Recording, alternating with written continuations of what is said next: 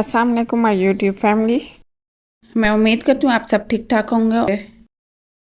तो आज मैं आपको स्पेशल दही फुल्कियाँ बनाना सिखाऊंगी जो कि बहुत ही टेस्टी और बहुत ही लाजवाब और खट्टी मीठी सी होती हैं।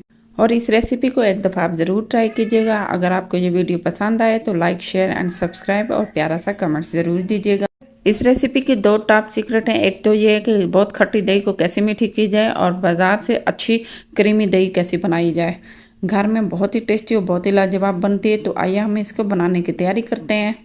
तो इसके लिए सबसे पहले हम 2 कप बूंदियाँ लेंगे, बूंदियाँ या फुल्कियाँ वो लेंगे और इसको हम 20 मिनट सोक कर देंगे।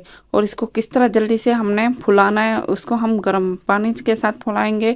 1 से 2 मिनट इसको खूब गर्म कर लें पानी को और इसको रेस्ट करके कवर करके हम इसको रख देंगे ताकि अच्छे से ये फूल जाए।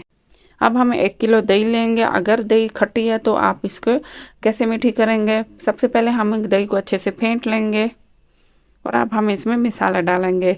सुर्ख मिर्च डालें, उसके बाद चाट मसाला डालें और इसके बाद नमक डाल देंगे। ये तमाम मसाले आप कम से ज़्यादा कर सकते हैं।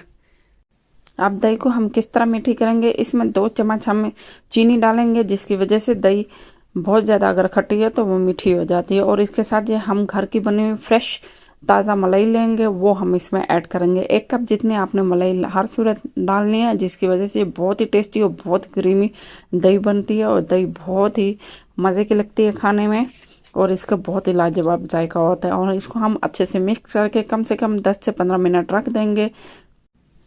10-15 मिनट के बाद हम अच्छा सा एक प्यारा सा बाउल लेंगे और उसमें ये दही डाल देंगे। अब इसमें हम मज़ीद ऐसे क्या डालेंगे, या अब हम टमाटर डालेंगे 1 कप और इसके साथ ही हम 2 कप खीरे डालेंगे और इसके साथ ही हम आधा कप प्याज डालेंगे। प्याज मैं कम डालूँगी, अगर आपने ज़्यादा डालना है तो आप डाल सकते हैं। अब इन फुल्कियों से अच्छे से पानी निकाल लेंगे। पानी निकाल लेने के बाद अब हम इसको दही में डाल देंगे और इसको अच्छे से दोबारा मिक्स कर देंगे।